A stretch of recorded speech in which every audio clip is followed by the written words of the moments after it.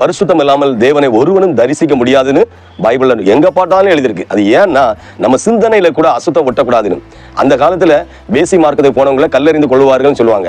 ஆனா இந்த காலத்துல புதிய ஏற்பாட்டின் காலத்துல ஆண்டவர் சொல்றாரு, ஒரு நம்ம கண்ணுனால ஒரு சிறிய இச்சையோடு பார்த்தாலே வேசி ஸ்தானம் செய்தாயிற்று. அப்போ நம்ம வணங்குற ஆண்டவர் 100% பரிசுத்தத்தை எதிர்பார்க்கிறாரு. ஆண்டவரை கடவுளை தரிசிக்கணும்னா, நம்ம ஒரு மேன்மையான ஆசீர்வாதத்தை பெற்றுக்கொள்ளணும்னா நம்ம என்ன செய்யணும்? ஆல்ரெடி அதுல என்ன போட்டுருக்கு? நீங்கள் பரிசுத்தம் உள்ளவர்களாக வேண்டும் என்பது தேவனுடைய சித்தம். கடவுள் வானத்திலிருந்து பார்த்துட்டே இருக்கிறார்.